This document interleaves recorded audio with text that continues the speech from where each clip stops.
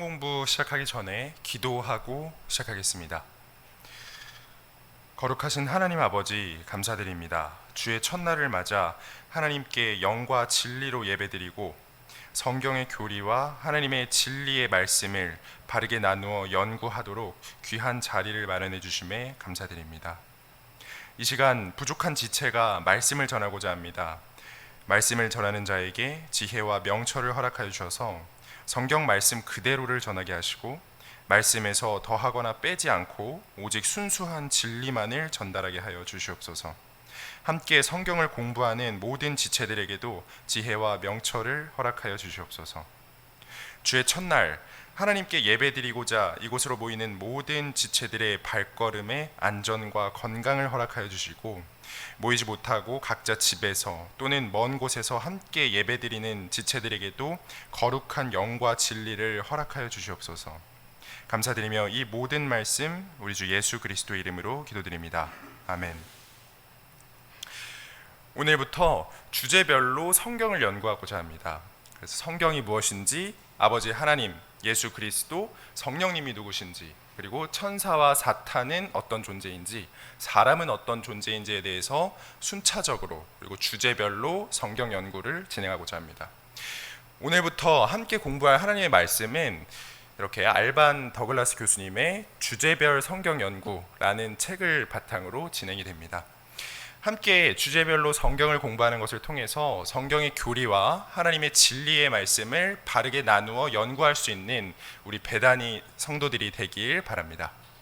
첫 번째 주제는 바로 성경입니다. 주제의 제목은 성경이 우리에게 오기까지입니다. 하나님의 말씀이 어떻게 우리에게 전달되었는지 앞으로 4차례에 걸쳐서 공부하겠습니다. 그래서 우리가 왜 성경을 가장 중요한 첫 번째 주제로 삼았는지 이와 관련하여 성경 자체의 중요성을 다음과 같이 4가지로 나누어 살펴보겠습니다. 간단하게 얘기하면 성경은 예수 그리스도를 증언하기 때문에 중요하고 우리의 믿음의 기초이기 때문에 중요하며 더 확실한 대언의 말씀이기 때문에 중요합니다. 그리고 성경의 목적이 교리와 교육이기 때문에 중요한 것이죠. 하나하나 차근차근 보겠습니다. 첫 번째로 성경은 성경의 궁극적인 주제인 주 예수 그리스도에 대하여 증언하기 때문에 중요합니다. 요한복음 5장 39절 보겠습니다. 성경 기록들을 탐구하라. 그것들은 곧 나에 대하여 증언하는 것이니라. 그래서 성경 말씀이 첫 번째로 예수 그리스도에 대해서 증언하기 때문에 가장 중요한 것이죠. 두 번째로 성경은 그리스도인과 교회의 믿음의 기초입니다. 에베소서 2장 20절 보면 너희는 사도들과 대언자들의 기초 위에 세워진 자들이니라 라고 말하고 있는데요. 여기서 사도들과 대언자들의 기초는 대언자들이 기록한 구약 성경 말씀과 사도들이 기록한 신약 성경 말씀을 의미합니다. 그래서 우리는 이렇게 말씀이라는 믿음의 기초 위에 세워진 자들이기 때문에 이 성경 말씀이 중요하다고 할 수가 있겠습니다. 세 번째로 성경은 그 다른 어떤 요소, 그러니까 체험, 경험, 기도, 찬양보다도 더 확실한 대언의 말씀이기 때문에 중요합니다. 베드로후서 1장 19절입니다. 또한 우리에게는 더 확실한 대언의 말씀이 있으니 이전에 베드로는 예수님의 음성을 직접 듣고 예수님의 행적을 눈으로 직접 보았습니다. 그럼에도 불구하고 이 같은 경험보다 예수님에 대해 증언하는 더 확실한 대언의 말씀에 주의를 기울이라고 권면하죠. 마지막으로 성경이 가장 중요한 이유는 성경이 우리에게 주어진 가장 큰 목적이 바로 교리와 교육에 있기 때문입니다. 디모데후서 3장 16절입니다. 모든 성경 기록은 하나님의 영감으로 주신 것으로 교리와 책망과 바로잡음과 의로 교육하기에 유익하니. 그래서 성경은 성경 자체의 교리를 교육하고자 하는 목적으로 주어졌기 때문에 성경이 우리에게 중요하다고 할 수가 있겠습니다. 그래서 우리 이전에 이렇게 4가지 성경이 중요한 이유에 대해서 알아보았고요.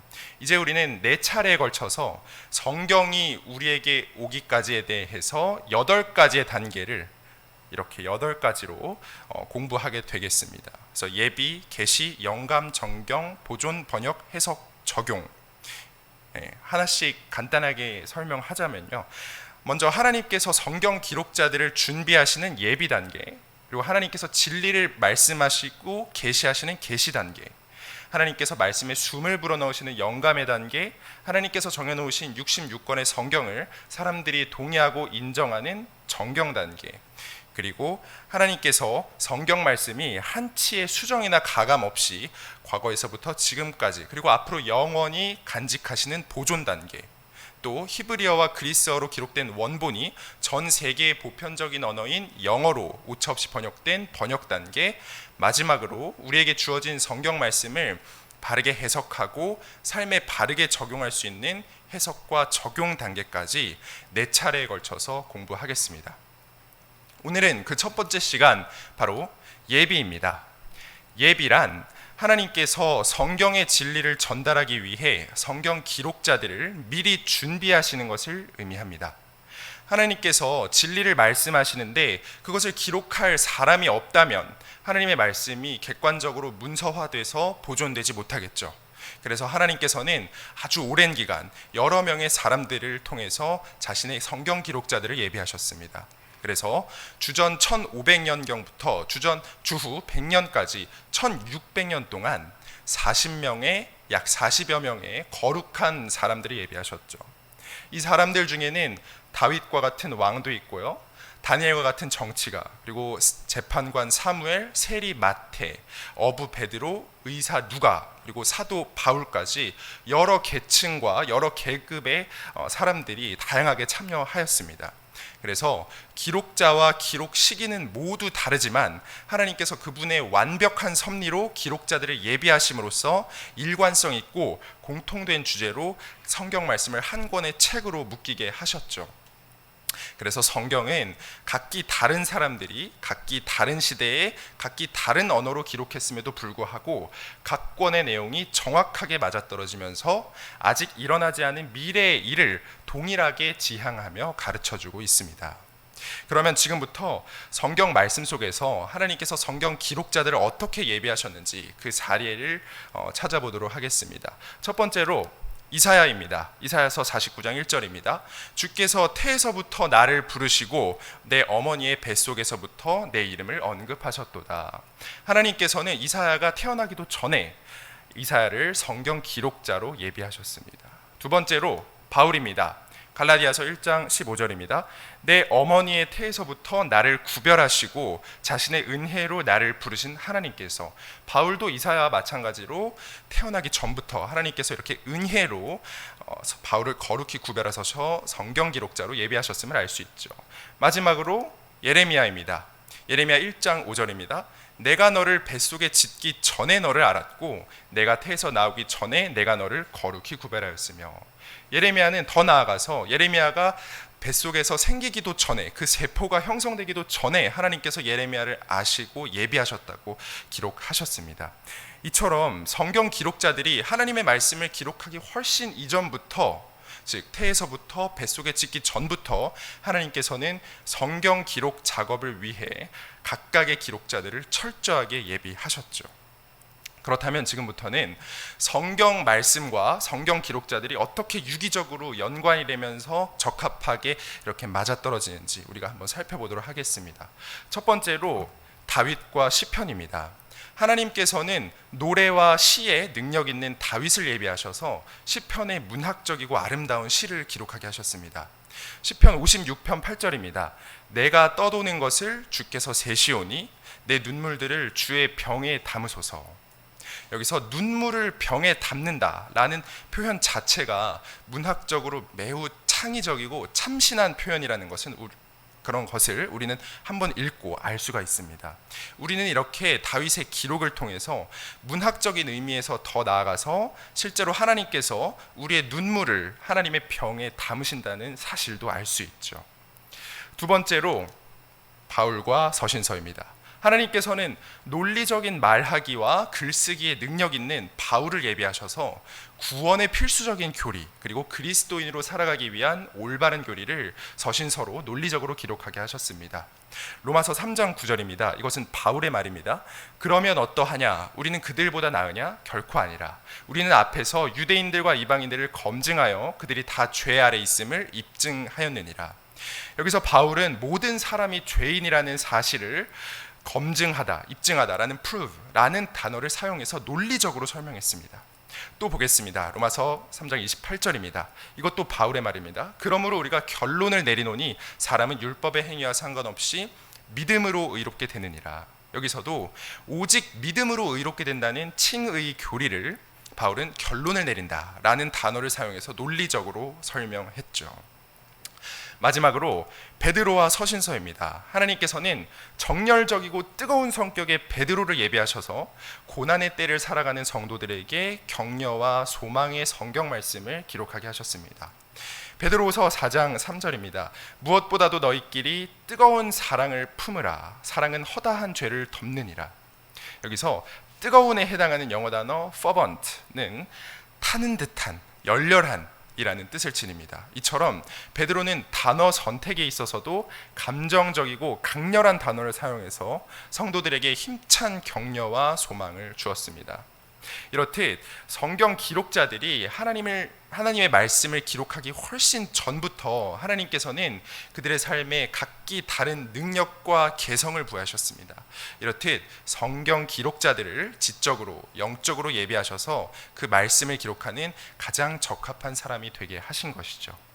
이렇게 우리는 하나님께서 마련해 주신 첫 번째 단계 예비의 단계를 봤고요. 이제 두 번째로는 계시의 단계입니다. 계시는 하나님께서 사람에게 자신의 진리를 드러내는 것을 의미합니다. 이 계시에는요, 창조를 통한 일반 계시와 성경 말씀을 통한 특별 계시, 이렇게 두 가지로 나뉘어질 수 있습니다. 그래서 궁극적으로 성경이 말하는 계시는 하나님의 말씀과 예수 그리스도입니다. 그래서 우리는 이제부터 하나님의 계시의 특징을 다음과 같이 네 가지로 나누어 살펴보겠습니다. 간단히 말하면 이 계시는 구약 시대의 대언자와 신약 시대의 예수 그리스도를 통해 선포되었고, 그리고 이 계시의 내용은 예수 그리스도의 복음이며, 계시의 주체는 예수 그리스도의 말씀이며, 그리고 계시의 전부가 아니라 그 계시의 일부가 우리에게 성경 말씀으로 주어졌다는 것입니다. 이 네 가지 사실을 이제부터 차근차근 살펴보겠습니다. 첫 번째로 계시의 특징은 구약 시대에는 대언자를 통한 말씀으로, 그리고 신약 시대에는 예수 그리스도를 통한 말씀으로 주어졌다는 것입니다. 히브리서 1장 보겠습니다. 지나간 때에는 여러 시대에 다양한 방식으로 대언자들을 통하여 조상들에게 말씀하신 하나님께서, 그러니까 구약 시대에는 대언자들을 통해서 예수 그리스도의 오심과 미래의 일을 계시하셨고요. 그리고 다음 이어지는 이 마지막 날들에는 자신의 아들을 통하여 우리에게 말씀하셨으며, 이제 신약 시대에는 이 계시를 예수 그리스도의 복음을 통해 말씀으로 계시하셨다는 것을 우리가 알 수가 있는 것이죠. 계시의 두 번째 특징은 계시의 궁극적인 지향점이 예수 그리스도와 그분의 복음이라는 것입니다. 로마서 16장입니다. 나의 복음과 예수 그리스도를 선포함에 따라 권능으로 너희를 굳게 세우실 분, 즉 세상이 시작된 이래로 은밀히 간직되어 왔으나 이제는 밝히 드러났으며 영존하시는 하나님의 명령에 따라 대언자들의 성경 기록을 통해 믿음에 순종하게 하려고 신비의 계시에 따라 너희를 굳게 세우실 분, 그분이 바로 예수 그리스도시고요. 예수 그리스도의 복음이 곧 여기서 말하는 신비의 계시라고 할 수 있습니다. 그래서 이전에는 은밀히 간직되어 왔으나 이제는 계시로 드러낸 그런 복음이죠. 그래서 우리는 이렇게 계시의 두 번째 특징 알아봤고요. 그리고 세 번째 계시의 특징은 예수 그리스도의 복음은 곧 예수님께서 직접 하신 말씀 그 자체에서 나온다는 것입니다. 갈라디아서 1장입니다. 내가 선포한 복음은 사람을 따라 나지 아니하였느니라. 나는 그것을 사람에게도 받지도 아니하고 배우지도 아니하였으며 다만 그것은 예수 그리스도의 계시로 말미암았느니라. 그러니까 어떤 다른 사람이 증언한 것이 아니라 예수 그리스도 그분 자체가 증언한 그 말씀이 바로 계시이고 예수 그리스도의 복음이라는 것이죠. 네 번째, 이 계시는 하나님에 속한 것 중에서 일부분만 계시된다는 것입니다. 신명기 29장입니다. 은밀한 일들은 주 우리 하나님께 속하거니와 계시된 그 일들은 영원토록 우리와 우리 자손들에게 속하나니. 그래서 하나님과 우리는 창조자와 창조물의 관계로서 차원이 다른 분입니다. 그래서 우리가 그분의 계획을 100% 이해하는 것은 불가능하죠. 그래서 하나님께서는 전체적인 하나님의 계획 가운데서 그중 일부를 성경 말씀으로 우리에게 주셨고, 그것을 바로 우리는 믿고 행하는 것입니다. 요한복음에서도 이는 잘 나타나 있습니다. 요한복음의 마지막 부분입니다. 예수님께서 행하신 다른 일들도 많으므로 만일 그것들을 낱낱이 기록한다면 심지어 이 세상이라도 기록된 책들을 다 담지 못할 줄로 나는 생각하노라. 아멘. 이렇게 요한도 예수님이 행하신 행적과 기적들이 정말 많아서 일부만 성경 말씀을 통해서 기록해 주신 것이죠. 그래서 우리는 지금까지 이런 계시의 일반적인 특징을 4가지 이렇게 살펴보았고요. 그러면 이제 계시의 2가지 종류, 일반 계시와 특별 계시 중에 우리는 첫 번째로 일반 계시에 대해서 먼저 알아보겠습니다. 자, 일반 계시란 하나님께서 자신을 온 우주의 창조자와 온 인류의 절대자로 드러내 나타내시는 것을 뜻합니다. 그래서 이런 일반 계시는 하나님께서 창조하신 자연과 인간, 그리고 온 우주 만물을 통해서 창조자 그리고 절대자 하나님께서 존재하신다는 사실을 알게 하는 것을 목적으로 합니다. 이러한 일반 계시는 2가지의 일반성을 띱니다. 첫 번째, 범위의 일반성입니다. 이 일반 계시는 모든 사람에게 도달한다는 것이죠. 그래서 이 땅에 태어난 모든 사람은 예외 없이 하나님께서 주시는 일반 계시를 받는다는 것입니다. 두 번째로, 방법의 일반성입니다. 하나님께서 창조하신 모든 우주 만물, 그리고 사람 속의 양심과 하늘의 해와 달과 별 등 이러한 일반 계시는 모든 것을 포함한다는 것이에요. 그러니까 모든 방법을 동원해서 하나님께서는 이렇게 일반적으로 우리에게 계시를 하신다는 것이죠. 이러한 일반 계시에는 다음과 같이 3가지의 가치가 있습니다. 하나님의 창조의 영광과 권능을 드러내고 하나님의 존재를 알게 하며 사람의 양심을 통해 하나님께 돌아오게 한다는 것이죠. 지금부터 이 3가지를 차근차근 살펴보겠습니다. 첫 번째, 일반 계시는 하나님의 창조의 영광과 권능을 드러냅니다. 시편 19편입니다. 하늘들이 하나님의 영광을 밝히 드러내고 궁창이 그분의 손으로 행하신 일을 나타내는도다. 자, 여기서 하나님께서 만물을 창조하셨다는 사실과 그에 대한 영광은 여기 하늘, 궁창과 같은 창조물 자체가 스스로 드러내 보여줍니다. 그리고 다음 이어지는 구절, 오 주 우리 주여, 주의 이름이 온 땅에 어찌 그리 뛰어나신지요, 주께서 주의 영광을 하늘들 위에 두셨나이다. 이것은 다윗이 기록했는데요, 다윗이 정말 양을 치다가 밤하늘을 쳐다만 보아도 해와 달 그리고 별들의 신비로움을 통해서 하나님의 영광을 알 수 있다는 것이죠. 더 보겠습니다. 시편 8편입니다. 주의 하늘들 곧 주의 손가락으로 지으신 작품과 주께서 정하신 달과 별들을 내가 깊이 생각하오니. 그래서 우리가 하나님께서 주신 이 자연물들을 통해서 이것이 정말 누군가 절대적인 존재가 손가락으로 지어 만들어서 창조해내지 않으면 생겨날 수 없구나 하는 것을 우리가 하나님의 일반 계시를 통해서 분명히 깨달아 알 수 있습니다. 또 보겠습니다. 사람이 무엇이기에 주께서 그를 생각 속에 깊이 두시나이까? 사람의 아들이 무엇이기에 주께서 그를 찾아오시나이까? 이처럼 우리는 이런 일반 계시를 통해서 하나님의 영광에 비해 이 사람의 존재가 얼마나 작은 것인지, 그리고 그럼에도 불구하고 하나님께서는 모든 창조물들 중에서 사람을 가장 사랑하시고 사람에게 가장 관심을 기울이신다는 사실을 알 수가 있는 것이죠. 더 나아가 이러한 일반 계시는 밑에 나온 것처럼 하나님께서 성육신이신 예수 그리스도의 몸으로 사람에게 찾아온다는 특별 계시의 깨달음으로까지 확장될 수 있습니다. 이렇게 일반 계시의 첫 번째 가치에 대해서 알아봤고요. 두 번째 일반 계시의 가치는 하나님께서 존재하신다는 사실을 깨달아 알게 해준다는 것입니다. 로마서 1장 20절입니다. 그분이 보이지 아니하는 것들 곧 그분의 영원하신 권능과 신격은 세상의 창조 이후로 분명히 보이며 만들어진 것들을 통해 깨달아 알 수 있나니 그러므로 그들이 변명할 수 없느니라. 이렇듯 하나님의 존재는 그분이 만드신 창조 세계를 통해 분명히 보이고 우리가 깨달아 알 수 있으므로 사람들은 하나님이 없다고 변명할 수가 없는 것이죠. 자, 또 더 보겠습니다. 자, 사도행전입니다. 이번에는 또 그분께서 사람들의 모든 민족을 한 피에서 만드사 온 지면에 거하게 하시고 미리 정하신 때와 그들을 위한 거주의 경계를 정하셨나니. 자, 여러분, 우리가 오지에 사는 원주민들, 이 원주민들은 과연 하나님을 알 수 있을까요? 성경에 따르면 하나님을 알 수 있습니다.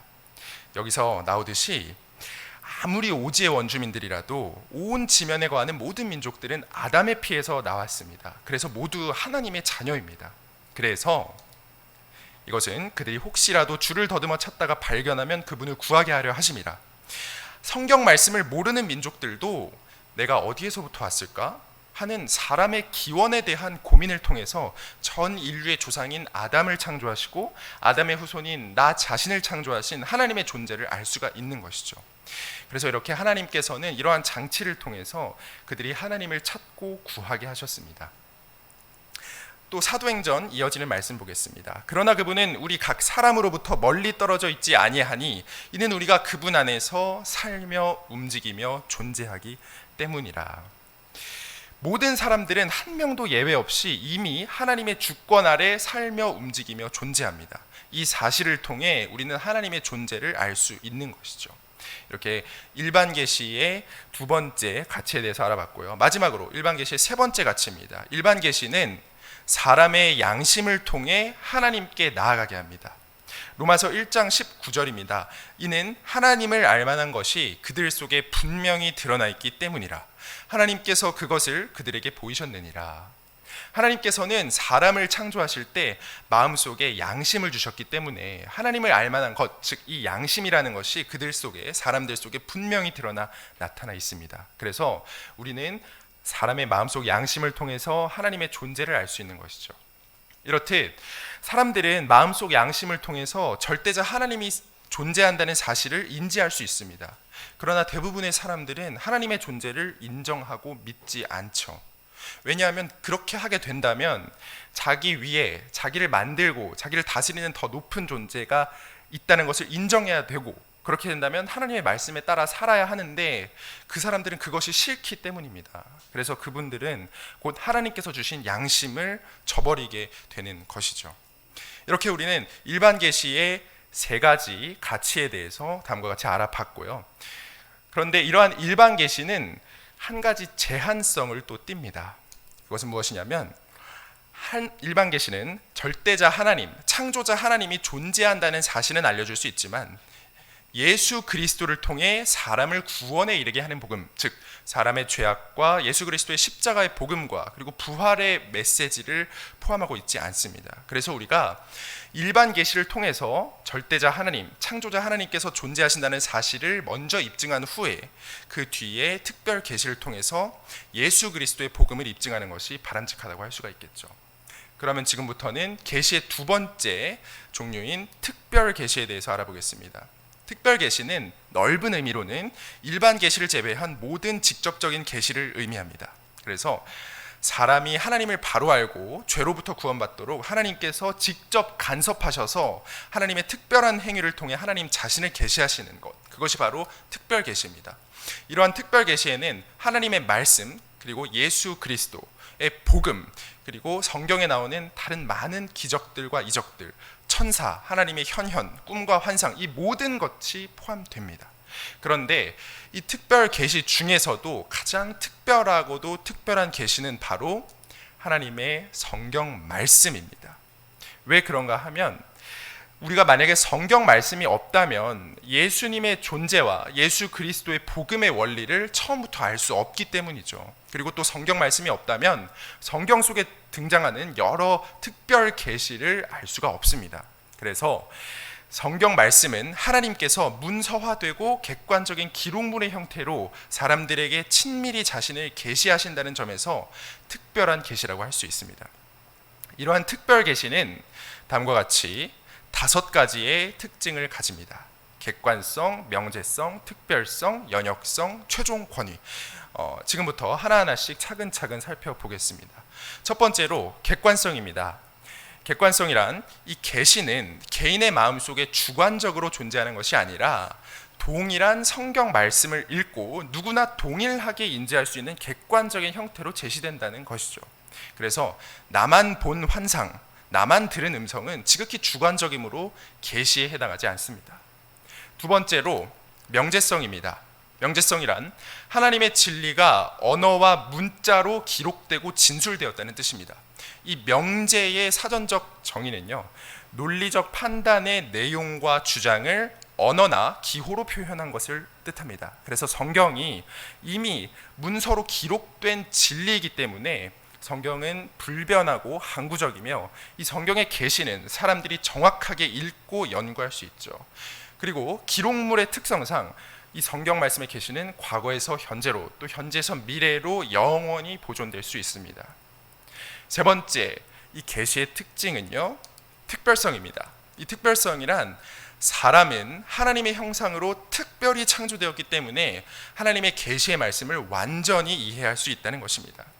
계시는 하나님께서 특별히 말씀으로 자신을 알리는 것입니다. 이 말씀, 이 말은 사람만이 이해할 수 있죠.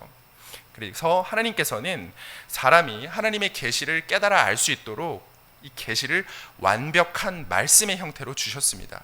그래서 누구나 성경을 읽고 연구한다면 하나님에 대해서 완전히 알 수 있게 되는 것이죠.